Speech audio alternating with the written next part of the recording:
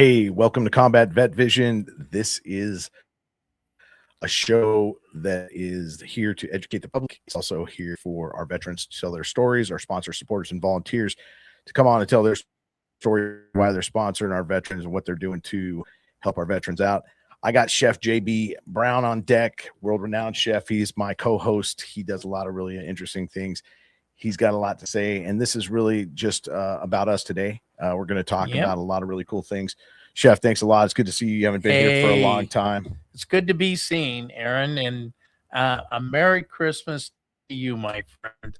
Yeah, Merry Christmas right around the corner. Yeah, and it's great to be in the studio today.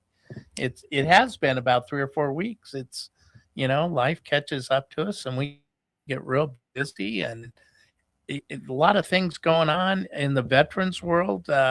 We're doing a move next week before the 1st, and this is the Veterans Transition Resource Center. Yes, doing a moving. We're obviously kind of readdressing our studio position today. We're kind of in the classroom setting. We've kind of decorated the back of us with the poster that you see behind us. And the VTRC poster for veterans and their families. And we're moving down the street to the other side of Sunset Park, about 5 blocks away, same side of the street. A little smaller facility for right now until we can purchase a building and get it renovated to our real needs, and then look out. Sky's the limit. My dream and my focus has been on how can we really help veterans. And I think that if we make available a lot of 501c3 for veteran groups in one spot, then the veteran can come and he's not only talking to maybe a service rep for claims, but also or an advocate for claims, and he can also find out about 22 warriors, and suicide prevention and the different training for wear and assist and things like that. Also, we'll have Honor Flight. The girls from Honor Flight, they'll have an office there. Also, I've got about 8 to 12 right now that have got firm commitments from that would love an office there. And wouldn't it be really nice instead of, having to wait? I know the veterans having a big fair January 8th down at the hospital and here in Las Vegas on Pecos Road. And that's really a great thing. But wouldn't it be nice if you could do that at your leisure 5 days a week, Monday through Friday, when you have the time and not have to have something prearranged, And that's my dream. That's my goal, is how to really touch veterans' lives and their families in a lot of the aspects of their lives, whether it be, needing some housing or needing some food or needing special care for your children, different programs for your children, to become acclimated to the communities that they live in. Complete service. That's, I've always had a servant heart. I'm like you, Aaron. And that's why we're so close, is we both have servant hearts. And one of our main things is the veterans. And so they have needs. Yeah, definitely. And definitely, and that's something that's always been near and dear to me, with the Warrior Build Foundation, the PTSD Foundation of America, and Recon Chief Foundation. And, if you look at some of my stuff, the stuff I put out there, I mean, I got a plethora of organizations that surround me at any given time that I'll reach out to help these veterans out, whether it be Semper Fi Fund or any of these other guys that are doing incredible things, to the Big Fish Foundation and things that I've gone to, things that veterans have gone to, these organizations that are doing incredible things. We can't always do it all the time, every day of our lives, but some of us do. I mean, that's really, that's what I surround myself with, because that's a therapeutic effect, especially with all my injuries and all of our disabilities ourselves. What are you doing out there as an individual? Because here we are, coming around Christmas, and there's all these things that, we want to reflect on. And, we're worried about the suicide prevention. There's a lot of you veterans out there that are dealing with things that the VA is not picking up the slack on, because they're not the whole piece of the pie. No. Nor am I. No. Nor is Chef. Nope. JB. But we do have enough people that we associate with that sometimes do have the other pieces that we're slacking on. That's it. And those are the cool things that I want to hear about from you guys. That's why I have this podcast, because I bring a lot of people on here. Like, just giving an example. Yesterday, I had a buddy of mine call me up and say, "Hey, man, I just found this wallet in the parking lot in Berea, and it's a veteran. It says a veteran on his license. Can you find him?" And so I'm like, "Hey, man, who am I going to call?" The two cops I know are one's in California, one's pretty far away. So I reach out to him. I'm like, "Hey, man." They didn't get a hold of me, but in 10 minutes, he was able to find the guy anyway. So, but at the same time, luckily we have those resources to reach out to, but you never know what those resources are going to be. But we want to help those veterans that are in need. This guy lost his wallet. Yeah. Before Christmas. He's desperate. and a veteran at that, I mean, not to make any other reason why we wouldn't help anybody else, but these are the kind of people that I like to associate with. People that are working to help other people. And you, as a veteran, you're associated with some things. You've done some things. We got veterans writing books. We got veterans writing their stories. We got veterans trying to find other solutions. What are your solutions? That's why you're on my podcast. For so many other reasons, what's your transition? What's your story? So many incredible things, right? And Chef, you've been busy. Yeah. You've been out of commission. I mean, I'm always like, I got this co-host. They're like, "Hey, this guy's a ghost for like 3 weeks. Does he really have a co-host?" Here he is. He's here today, but he was working on a bunch of stuff he hasn't talked about. The kids. Yes. You were making meals for somebody who needed you at a spur of the moment because somebody pulled out of their commitment. They ghosted them. A caterer. So you had to be a caterer. So and go ahead, talk about some of these things. Well, Chef. There's a school here, and it's part of Clark County School District, and they help at-risk students, kids that drink and drug or can't go to school, and we want to change their lives. And that school does. It only has 20 students. They have to do 2 AA meetings every week to stay in school. They learn about workforce development. They're working in the restaurant, telling their story to customers all the time. And I've got one girl, she's just, you can just see them, and we call it the blooming bistro because they're blooming. They bloom right in front of us, just like a flower. And Scarlett just, she's been on two PSAs on Channel 8 and Channel 5 Fox about making charcuterie boards. When she was on Channel 5 Fox with me, we were making a charcuterie board together. I trained her that day on how to do 3 of them. And lo and behold, now she's making them by herself, delivers them. And it's just unbelievable what you see when, it's like when you're looking at somebody and you're teaching them and the lights come on, that's, or you're talking to them about staying sober or doing something good in life. And you can see, there's nothing more rewarding than that, and then I'm cooking for the needy people, the holiday meal that I do for 450 up in Henderson for seniors and veterans. So it's really great.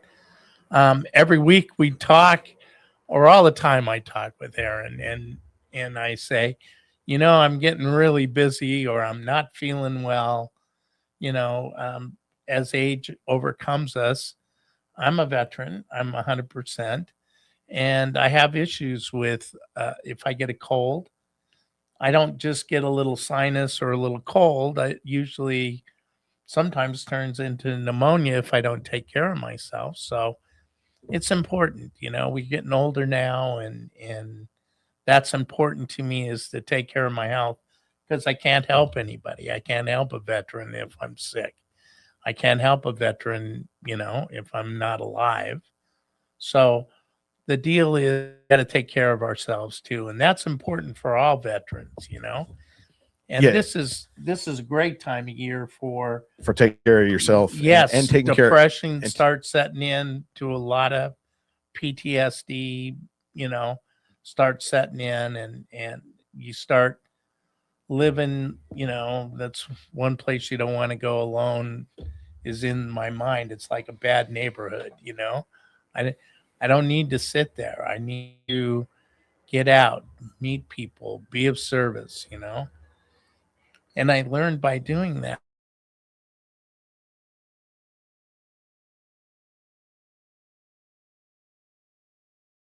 time to uh, um, like be in my head and start feeling, oh, poor me, and you know, just the things you see it all the time. That's why you talk to PTSD soldiers and veterans, because it's important to talk about it. yeah, and I mean, as much as we talk about it too, this is Combat Vet Vision, and it's obviously focusing on combat vets and veterans, but society needs this too. You in society don't know how much you need to communicate with one another. You need to give out that love, that support. I talked to a buddy of mine that works in the jails, does all these things all the time, and how important it was for him to talk to me. We spent about an hour and 20 minutes yesterday talking, and he was saying, "Hey, you know what? I talked to the ones that just don't, they're not going to prison yet. They haven't been prosecuted, they haven't been whatever, so he doesn't even care what they've done, but he spends time talking to them and just giving them that little bit of respect and asking them questions like, why are you doing this, or what are you doing that, do you need a crayon to do art instead of doing art with bodily fluids, or doing something like that. It's given that humanity, that little bit of more oomph, so that you're not just holding somebody accountable for something that you don't even know if they're accountable for yet. And Yeah. also, given the benefit of the doubt to each person. And sometimes, you know, to the detriment, right? You got to keep a tactical mindset, because you never know what to be expected, because today's world is very scary. However, Yeah. there's no reason why we can't be kind and considerate and loving, especially this time of the year. It's really important. And where are you going to get that, man? Where are you going to get that? And That's you it. know, I got an open house coming up on Christmas Eve, Christmas Day. You know, it's basically it's 16 to 1700. I'm going to put it out on my social media. I'm going to put it out on a lot of things. If you need to know, hit me up, please, so that I can send you the link. If you want to just come on because maybe you're alone at Christmas, maybe you just need to say something. I think JB's going to try to get on there as well. Yep. Not to mention New Year's Eve I'm going to do one as well. But it's just a chance to just pop on there. I want to know what you're doing too. If you're a vet that's just kind of dealing with something, if you're a civilian, whatever you want to talk about, pop on there, say Merry Christmas, say some things. Hey, just pop on there. But I want to give everybody a chance to pop on there and say something. So somebody else pops on, give them that due diligence, and then feel free to stay on. If someone's going to stay longer, I'm going to turn it over to the powers to be, and let that continue on. So Yeah. I look forward to these open houses all the time, because it's my time to kind of reconnect with some people that I haven't connected with, or to hear some great stories. And I love it. I love it. You'll see me smiling. You'll see me doing that, because it's a chance for us to come together and really kind of Yeah. I talk mean, to bond. and We're bond. It's that bonding. camaraderie. Yeah, the camaraderie. I mean, we're all God's kids, and God doesn't make any junk. So, I mean, there's some bad characters out there, and I don't have to pay attention to them if I don't have to. And I certainly talk to everybody if they want to communicate back. Great.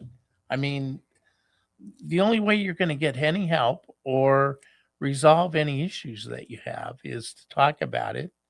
And by talking about it, you kind of dissect it yourself too. And Yeah, it's the that's so important. processing it is way Yeah. better than stuffing it down in the sock. Oh yeah, yeah. and I mean, and living with it in a way that's really going to destroy you in the ultimately. And I'm not saying everything's going to be great and rosy and great oh to no. discuss everything, Yeah. but we all have our problems, we all have our issues, and what are you doing about it? That's super important.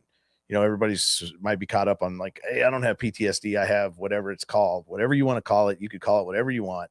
But at the end of the day, we all have something that's going on in our lives that really probably needs to be kind of dealt with in a more, what are you doing to deal with it in the best proper manner? Right. And you get into that F word, the fear word, oh, the F word. and we I'm start glad you went with fearing. fear Yeah. and the F word. Okay, go ahead. Continue. Okay.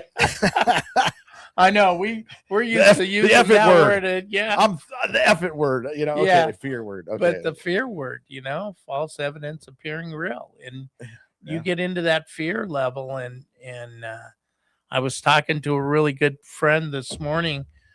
We had about 50 of us for breakfast that have been together for over 30 years. And we have a little breakfast club, and we do it usually just before Christmas. We'll probably do it next week on Tuesday too. And it was like at 6:30 in the morning. You got to be up at 4:30 to get to a 6:30 meeting, and it was a breakfast.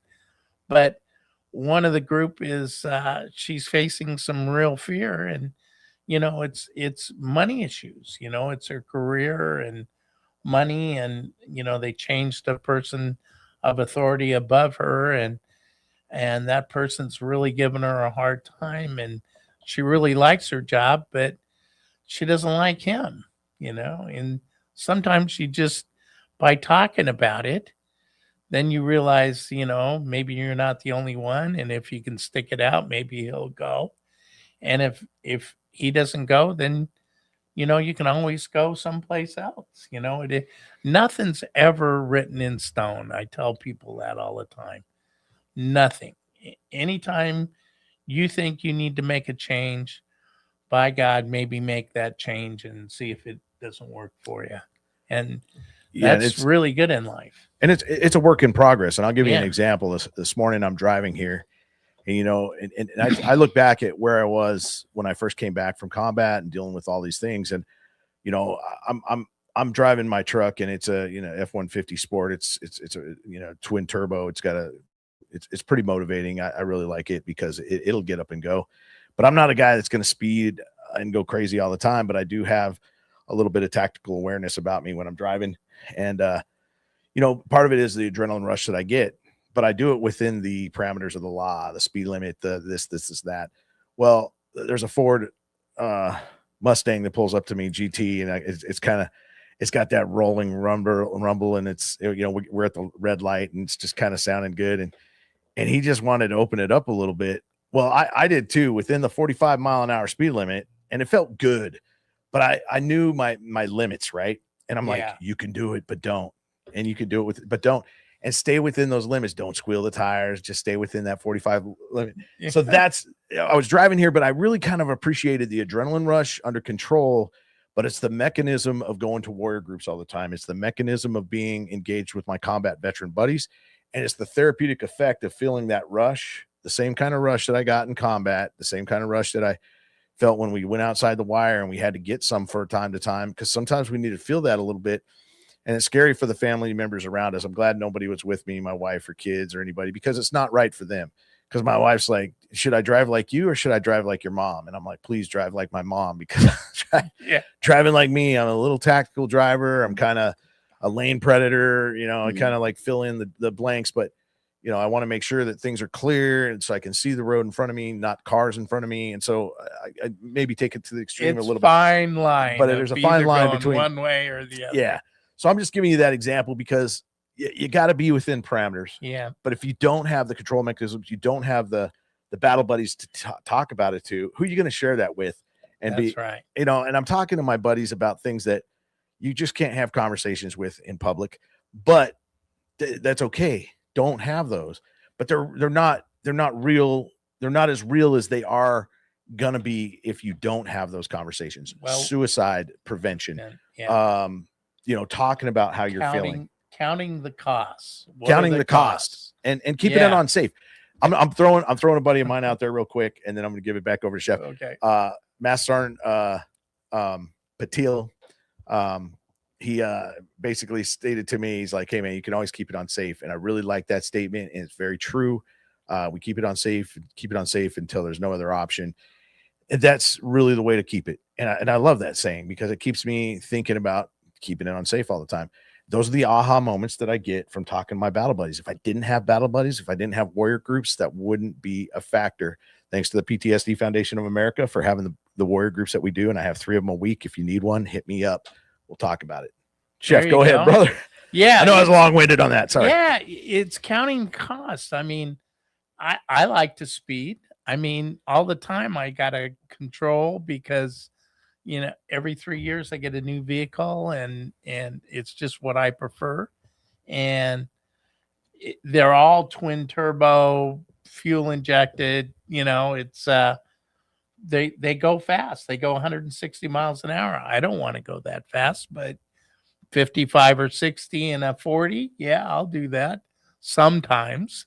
But nowadays, I mean, if you get caught, the minimum ticket, I think, for doing 45 and a 30 is like $375 or $380. I mean, that's a heck of a hit, you know, and it's not just the ticket. You know, insurance is really super high here in Nevada, and you get a ticket. And, you know, I can imagine going to court and telling the judge, well, Your Honor, it's a youthful indiscretion. I'm almost 74. You know, that excuse has long been under the bridge, you know? So usually, you know, it's like the one captain that I had, I went to a captain's mass. I was daydreaming and I had the helm and I went over the mark. So I got a captain's mass, and the captain, he said, you know, I started off as a white hat. I've been in the military for 42 years now. I've heard a lot of stories at captain's mass. He says, if you tell me one I've never heard, I'll let you go free. But if you tell me one I've heard before, I'll double your sentence. How do you want to plead? Guilty, Captain, guilty. You know, it's like reason is all important. You know, it's what you do, it's how you talk to people, how you deal with people. You know, veterans come out and they're really kind of, you know, they don't know which way to go. They've been a military person, and then all of a sudden they're civilian, and it is a transitional period. And how you transition is how much help you get, how much input do you have from other ones that have already done that. Remember, if we're going on a trip, we'd like to get a guide because they've been on that trip before and they know where to go. So it's more important that young veterans that are getting out talk to another veteran because they can guide us along. A great thing happened to me. My godson, who is my grandnephew, we're really close. We spent a lot of time together over the years. He just graduated from for the Army. He's in the National Guard out of Fort Lawton in Oklahoma, and he's going to be going right after Christmas or the New Year. He'll be going to heavy equipment operator school, and he eventually wants to be a minister. But you know, we spent a lot of time in him growing up together. He helped me in the kitchens with my catering company. We took long trips to Death Valley and all over the state of Nevada and into California. And you know what? It's such a joy for me to see that.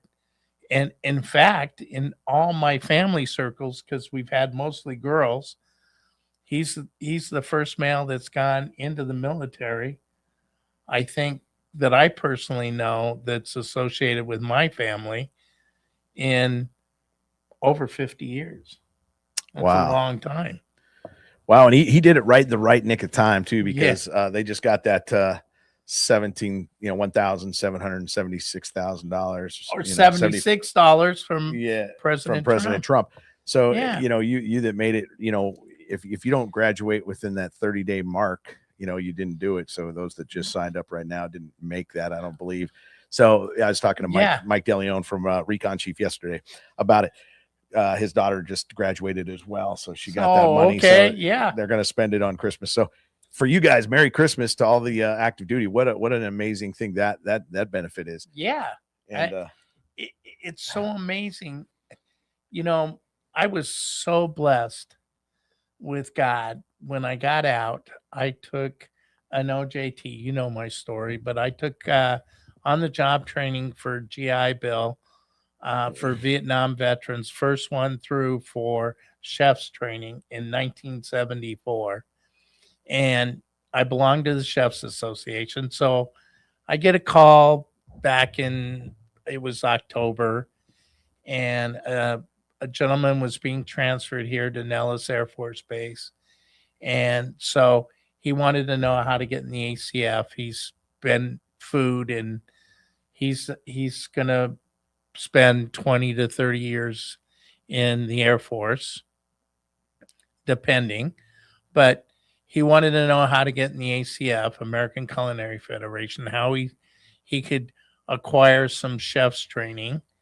And he has a really large responsibility. He feeds officers in his endeavor. And so he said for their Christmas party, they really wanted pulled pork sandwiches on Hawaiian rolls.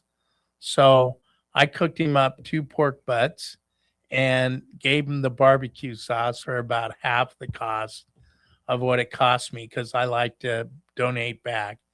And it was a roaring success. But it's me having a chance to give back, even though I'm out of the military. But I work with veterans, and it's joyful. I remember in 1997, I got to work with mentor the whole team out at Nellis Air Force Base, and they won the John L. Hennessy Award, which is best food service in the world for an Air Force base. And we won that award in 1997. And I mentored that team. I taught them how to cut ice and ice sculptures and a lot of stuff. And I still get goosebumps, because it's just God blessing me to pass on things. And people say, well, you feed all these people, like 5,000, 10,000 people. I said, I keep telling God, and you keep me alive and well, and I'll keep feeding your kids, and that's been kind of the deal. And so far it's worked well. Outstanding. No, it's awesome. And there's just a couple other things I just want to say. I know Christmas is rolling around, and to you female veterans, you are veterans. So don't forget that. I mean, a lot of times you just don't acknowledge it enough. And I want to say thanks for everybody's service out there. And whatever you're dealing with. You don't have to justify it to necessarily anybody, but just what are you doing about it? That's the most important thing. It. I don't care what it's called. A lot of times people get all caught up in it, and I've talked about that. What are you doing about it? That's really what's important. And are you doing enough about it to be good on a good enough path for you? And I love the path. I want to know what your pathway is. And if you want to share that with me, if you want to share that on this podcast at some time, I've talked to a lot of veterans recently. Paula Kemp from Veteran Sisters, she started that way back when, and she wrote a book. She's going to be on at some point. Really good person on her part, and she's helping veterans, some of the female veterans, get their other than honorable discharges kind of adjusted for things that they didn't know about at the time, and those things are getting adjusted. So many other things that are important in life, you veterans are doing and doing. And Brian Colburn, thanks for helping this podcast out and making it happen, and behind the scenes and doing all the things you do, brother, and the heartaches, the hardships that you've had to deal with at the end of this year. And I know you're going through a lot, brother, and thanks for still staying in the fight and being part of the mission. And and you put me on this mission. So yeah, God bless you, brother. And, both of us. Yeah. And thank you. And Our Chef, hats are Chef, off to you. Chef, thanks for everything you're doing here, and Yeah. and the VTRC and Warrior Built Foundation, the PTSD Foundation, all the organizations I'm part of, Recon Chief Incorporated, so many other things out there that are doing incredible things. Chef, you got any last words before we go? Just any veteran out there, if you're talking to any organization and all of a sudden they come up with, well, this is going to cost you this, don't deal with them. Everything that is out there for veterans, whether it be claims or information, it's all free. I mean, we do not charge anybody for anything. It's supposed to be given away. It was given away freely to me. I'm giving it away freely to everybody I meet. Well, that's good. Thanks, Chef. Thanks for being here. Thanks for the co-host. He actually does exist. It's been 3 weeks, but until next time. Hey, this is Aaron Seibert signing off. Strength and honor. Out. The only way, and we need nothing more. The only way, together forever, that's for sure.